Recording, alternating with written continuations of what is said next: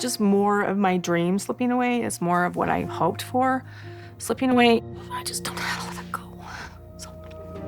The family was thoroughly shaken by what had just transpired. Once a beacon of Robyn Brown's aspirations for always, the cavernous, echoing mansion was now a shallow monument to broken trust. The Arizona sun was low on the horizon, casting a faint, spooky light through the windows. Inside, the quiet was heavy, almost tainted, as if something had soured. Something had changed, no longer merely tense, but with something heavier, something unsaid.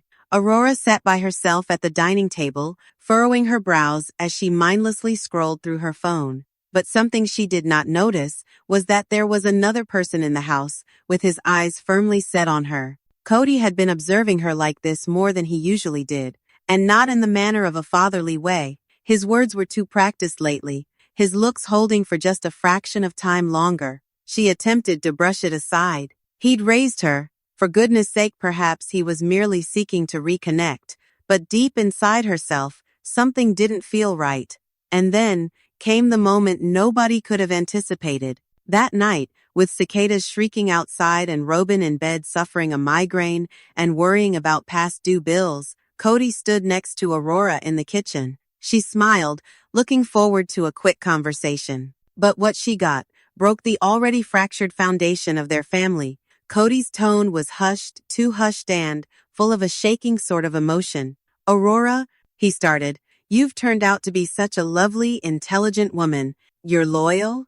Good. You're reminding me of all that I once cherished in this world." Her smile disappeared in an instant. Something in his voice sent a shiver down her spine. "You don't need to say that," she said guardedly. "You've always stood by me. You're family." But Kody's expression changed. His eyes turned black. His hands shook. "Just that," he told her. "You're not actually my daughter. Not biologically. Yes, I adopted you. But that doesn't necessarily mean we're tied by what people perceive about us." "What?" Aurora took a step back, surprised. "What are you even talking about?" Then came the unimaginable. "I want to marry you." Those were Kody's precise words. Breath trembling, voice imploring, he went on. "We're not where we were. You're not a child anymore. You're a woman. We could escape this destruction. Begin anew. I'd guard you." Aurora's mouth fell open. Her heart pounded. Surely this was some cruel jest? But no, his gaze was glazed with seriousness. "Please, just consider it," he pleaded. "We could create something new." But what he perceived as love, Aurora felt as terror. What happened next turned whispers into war. Shaking and unable to breathe, Aurora locked herself in the bathroom and sent a frantic text to her mother. "Mom, Kody just proposed to me." "I'm shaking." Robyn came rushing from her room, panic in her eyes, and robe trailing behind her. She pounded on the door. "Aurora, open this door." Now, Aurora emerged, ghost pale and trembling. Robyn didn't waste any time. She ran down the stairs. There she found Kody, tranquil, unruffled, and casually pouring himself a glass of wine. "You're sick," she spat. But Kody just turned to her slowly and said, "You don't get it. She's not a child anymore. You have no concept of what we could have had. She's your daughter, Kody. You adopted her. She trusted you. I trusted you," Robyn shot back. "And I expected you to mother me," Kody retorted. "But I won't pretend anymore. Aurora is a woman in my opinion, not a little girl." Robyn stepped back, as if she had been physically hit. "You're crazy," she breathed. "You need some serious therapy, and you need to leave this house, now." But things didn't remain behind closed doors for long. The blowback was immediate. Word got around even without film rolling. The first to speak out was Mary, who did a live Instagram, visibly shaken. "What Kody did? It violates every moral boundary," she stated, shaking. "Blood or not, he was a father figure to her. This is sick." Janelle posted somberly, but with gravity. "I shielded my kids from a lot, but this? I wasn't ready." Aurora needs to be able to feel safe in her own house. But it was Christine who caused the internet to blow up. In a blistering interview with People magazine, Christine wasn't holding anything back. This is why I left," she stated flat out. Kody has no boundaries anymore. No conscience. There's no soul left in him. Robyn tried to make him a king, and now he thinks he's above the law. But before the public had a chance to catch its breath over the scandal, it was Aurora who spoke up. A week after that, she posted a raw, unfiltered video on TikTok. I did not want to speak about this. I did not even want to think about it, she started.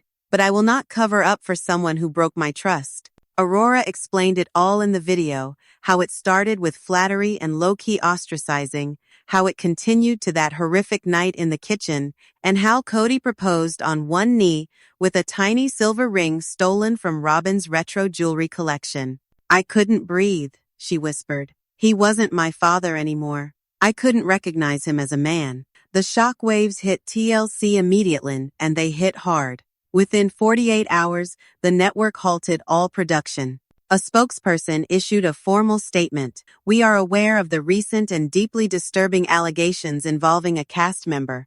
We are actively reviewing our production relationships and legal responsibilities. Behind the scenes, Robyn acted. She started seeking lawyers to discuss protective orders for Aurora, including potential restraining orders. On a leaked phone call captured by a production staff member, Robyn's anger could be heard loud and clear. You've brought devastation into this family, she yelled at Kody, and you think nobody's going to say anything while you spin your twisted fantasy into my daughter's life? You're finished. Having nowhere else to turn, Kody fell into solitude. He discovered a dilapidated Airbnb on the outskirts of Flagstaff. Alone. No wives, no kids, no TLC crew. Just quiet.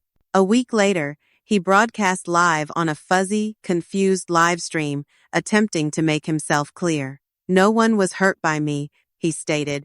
I didn't make anyone do anything. I just saw a chance at love.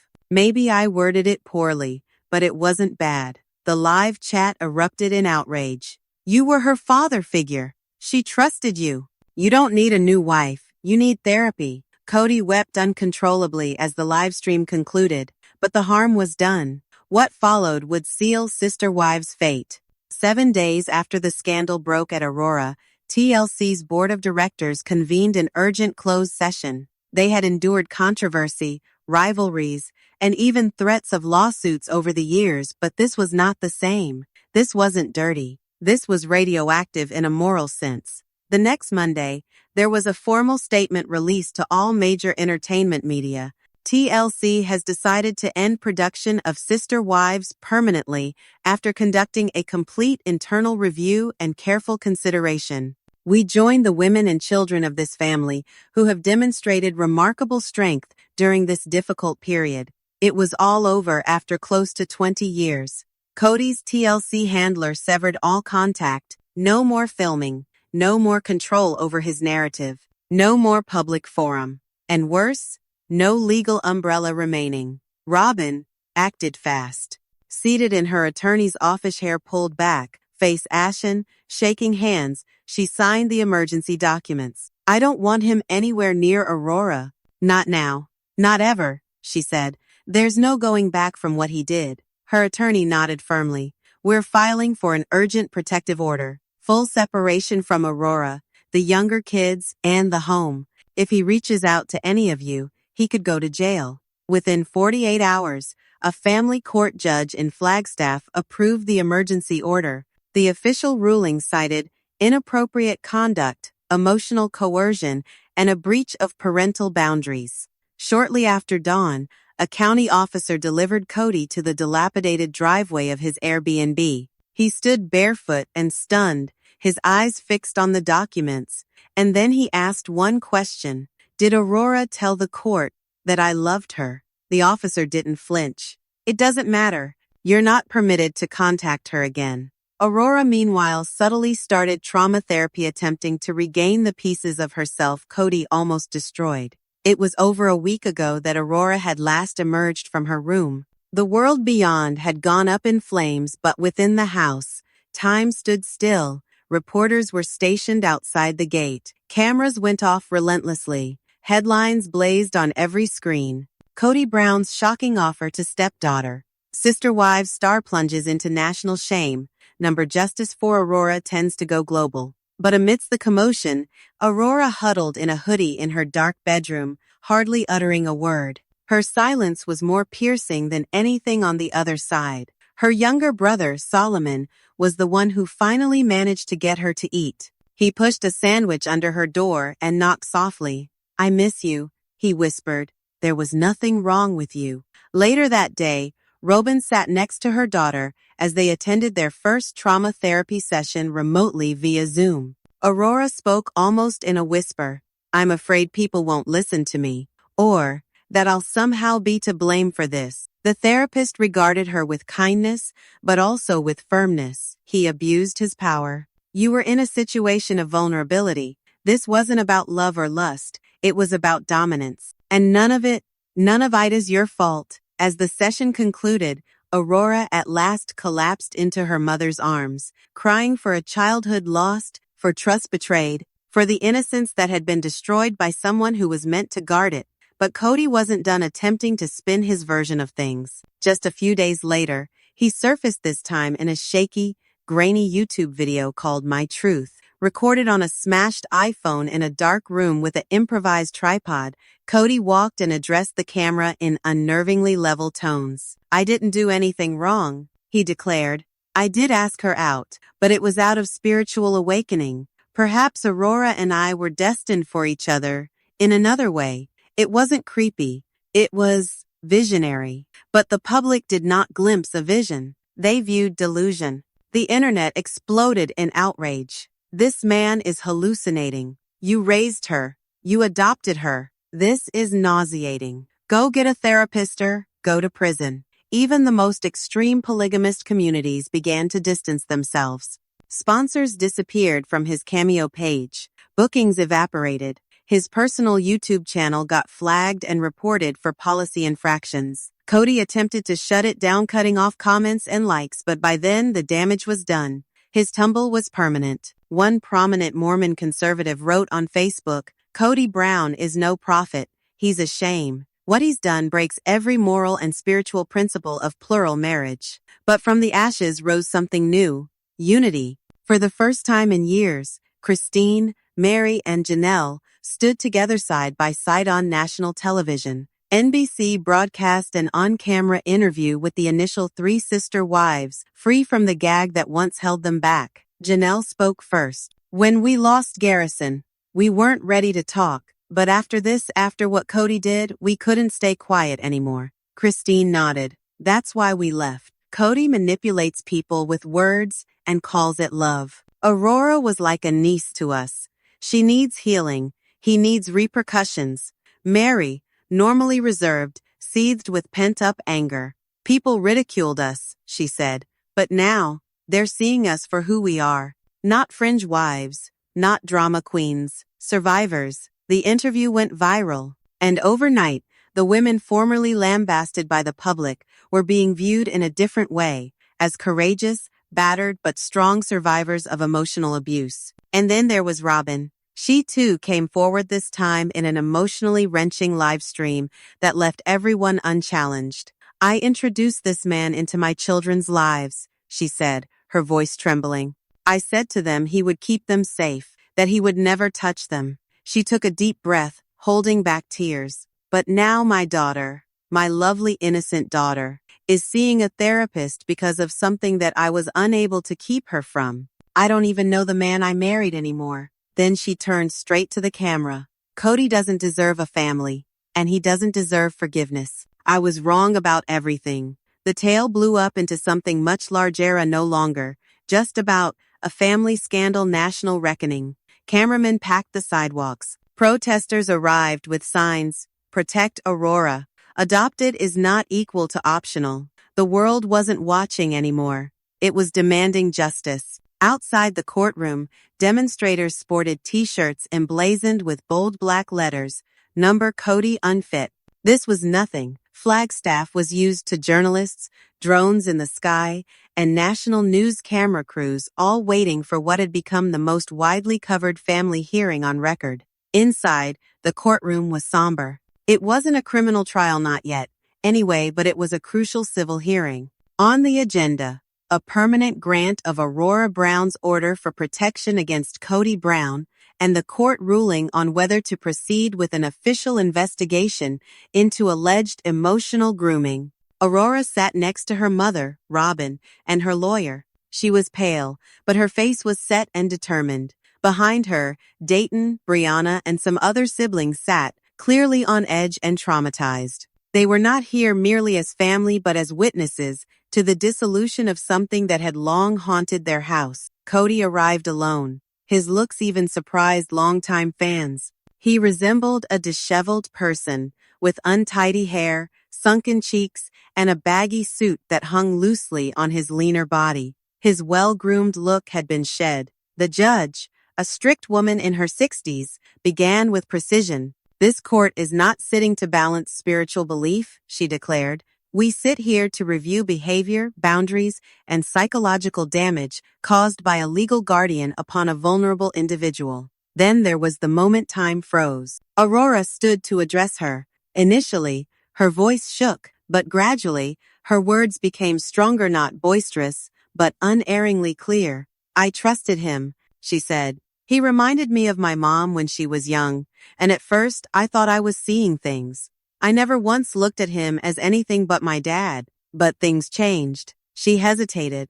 The courtroom remained silent, whereupon one evening, he knelt down on one knee. He held a ringone he'd pulled from my mother's old jewelry case and asked me to begin a new life with him. He'd described it as a spiritual marriage. I thought I was going to faint. I couldn't catch my breath. I dashed to the bathroom and locked the door. Gasps ran through the gallery. Robyn silently cried, wiping at her eyes with a tissue. Kody didn't even look up. He maintained eye contact with the floor. The judge spoke in a soft but strong voice.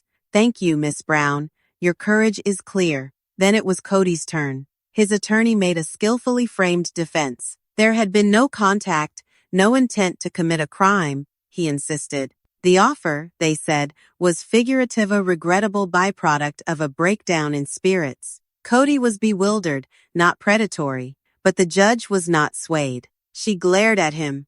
"Do you get why this hurt?" she asked. Kody finally broke his silence.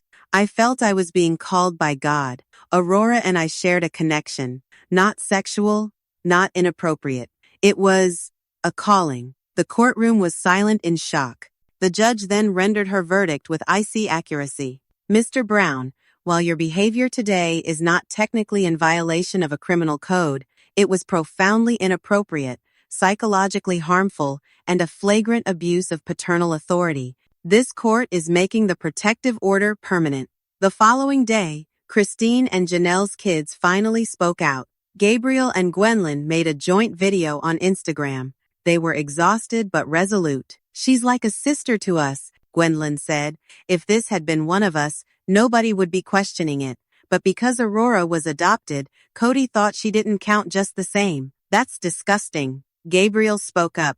"We witnessed him losing control. We saw the signs, but none of us thought he'd go this far. He attempted to silence us previously. He can't anymore." And while the court decision caused public shockwaves, Kody's own breakdown was happening behind the scenes. Neighbors in the area where he had rented through Airbnb started calling in to report. He was yelling late at night sometimes at no one. He quit shaving, quit answering calls, and was pacing around the yard with a framed picture of his previous family clutched in his hand. He was crumbling under the burden of his own decisions. Authorities were eventually dispatched for a wellness check. Though Kody appeared coherent, the officers noted his mental state was fragile. It was clear he was not well. When contacted, Robyn offered only one response. "I'm here to protect my children.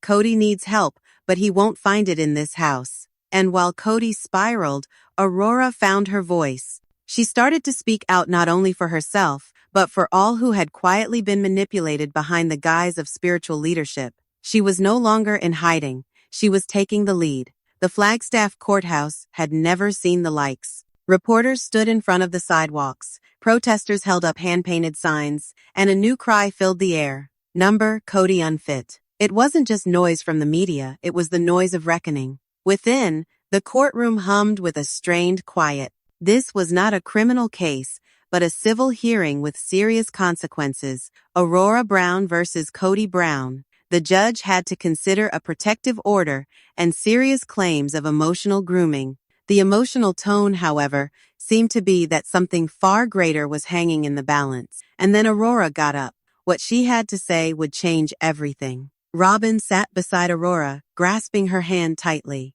Dayton and Brianna sat behind them, shaken. Aurora was pale but serene, her eyes blazed with determination. Kody appeared alone, disheveled, unshaven, a man thoroughly undone. His baggy blazer hung on his dwindling frame, and his eyes seemed hollow. The judge began in plain terms, "We are not here to define spiritual love. We are here to look at behavior, boundaries, and psychological damage."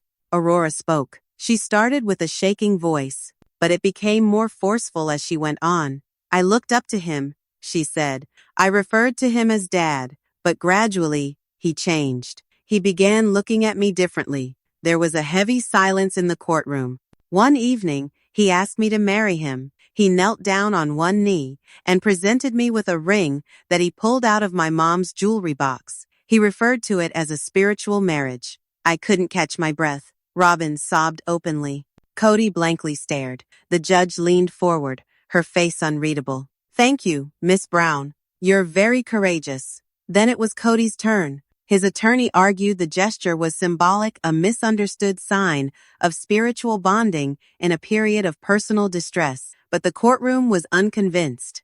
The judge bluntly inquired, "Do you realize the damage this has done?" Kody slowly raised his head. "I thought I was hearing God. Aurora and I shared a special bond. It wasn't wrong. It was a calling." Silence. Then there was the ruling. The protective order would be permanent. The judge summed up. "Your behavior was psychologically manipulative and a serious violation of parental trust, but the repercussions were not yet finished." The next day, Gabriel and Gwendolyn went on Instagram and posted a collaborative video. "We grew up together with Aurora," said Gwendolyn. "She's our sister." What Kody did was appalling. Gabriel said he perceived her as not truly his, like she was an exception. That's sick. Kody disappeared from sight. He quit answering the phone. He quit grooming. There were reports of erratic behavior from neighbors. Some reported speaking to him with a framed picture. Others reported hearing, shouting. And then came the call to 911. He's screaming in the yard, talking to someone who isn't there. A neighbor explained to dispatchers. "There's broken glass. He's barefoot and bleeding." Police and a psychiatric crew turned up. Kody was pacing naked from the waist down, topless, screaming at a photograph of his former TLC family arranged on a collapsible chair in the garden. "You said I was king, Robyn. You told me I was chosen. I followed the signs." He did not fight the officers, but he also did not appear to see them. Kody was placed under a 72-hour psychiatric hold for being a danger to himself and others, according to Arizona's Title 36 statute.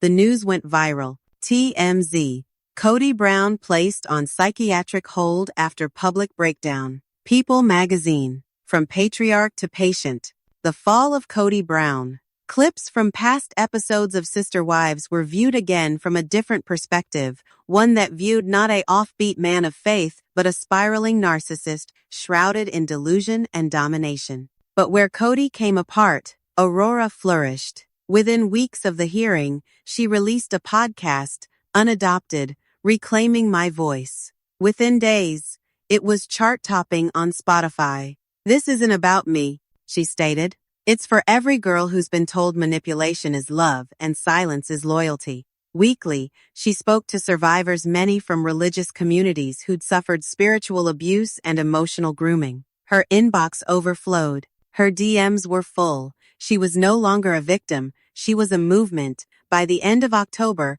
Aurora was no longer just a podcaster. She was an advocate. She gave testimony to a closed-door congressional subcommittee on emotional abuse in non-traditional families. "What was done to me was not confusion. It wasn't spiritual. It was grooming. It was love masquerading as abuse." Her words earned her a standing ovation. In 1 week, lawmakers had introduced Aurora's law legislation broadening safeguards for adopted children and legislatively redefining emotional abuse in Arizona and beyond. And then came another hit, this one from Christine. With a daring coup, Kody Brown posted a series of private letters Kody had penned her over the years. They were frantic, wild, and haunting. Even though Aurora doesn't understand yet, she will. She was chosen. One letter stated, "They all believe I'm the bad guy."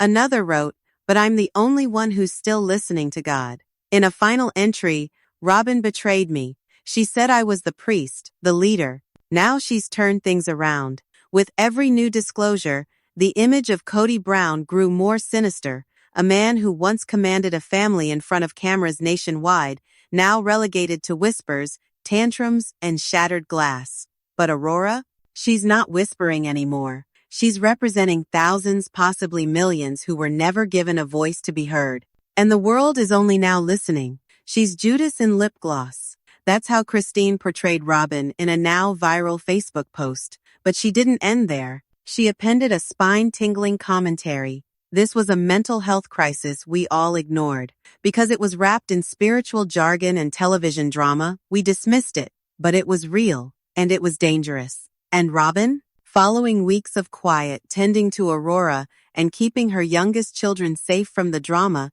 she finally sat down with pen in hand. She began writing her truth, the title of her unfiltered, deeply personal memoir, The Loyal Lie, How I Lost Myself to Kody Brown. In a leaked advance copy of the first chapter, Robyn writes, "For years, I thought the greatest virtue was loyalty. That if I loved him enough, loved him deeply enough, I'd be able to achieve peace, but loyalty to an unprincipled man is simply slow-motion self-destruction." The publishing community paid attention. Offers rose into 7 figures. There was a bidding war on. And yet, the tempest around Kody only darkened. After Kody was discharged from psychiatric treatment, he wasn't really free. Court papers uncovered a devastating diagnosis: narcissistic personality disorder characterized by grandiose delusions and a lack of empathy. No longer under guardianship, the lawyers for Aurora filed to permanently sever Kody's parental rights not only for her, but for all of Robyn's children. It was an emphatic pronouncement, symbolic, definitive. Kody responded with a strange, handwritten court motion pleading to restore his prophetic role and reunite what he referred to as the divine family. The court's reaction? Instant dismissal. While Kody disintegrated, Aurora soared higher. Aurora was given a complete scholarship by a private survivor-run foundation to attend Arizona State University for graduate school in trauma psychology. In a tearful Vogue interview, Aurora said, "If I had a chance to take back the worst thing that ever happened to me, I would, but I don't, so I'm going to make it count. I'm not here to be famous, I'm here to save other girls." When Netflix came to her with a documentary offer, Aurora had one requirement: total creative control. Her message was clear. This isn't about Kody anymore. This is about freedom. I won't let this become another tabloid tragedy. And what about the Celestial family compound? Kody's Flagstaff property was once referred to as the promised land by him, a hallowed ground where the unbroken Brown family would come together. But nobody paid taxes. Nobody appeared. The county finally sent a demolition notice, deeming the property abandoned and dangerous. The dream was dead. Officially, even TLC appeared to move on. In a stealthy maneuver, they removed early episodes from the archives, the ones when Kody tearfully announced he was adopting Robyn's children. Now, those children, one at a time, they erased his name from their bios, their contacts, and most of all their hearts. This wasn't merely the dissolution of a family, it was the fall of a cult of personality. And out of the ashes, a new generation arises, one no longer silenced, no longer committed to broken systems, and no longer fearful. Share your thoughts in the comments. What do you think? Redemption or destruction? And don't forget to subscribe to the channel so that you never miss a story like this one. Thanks for watching.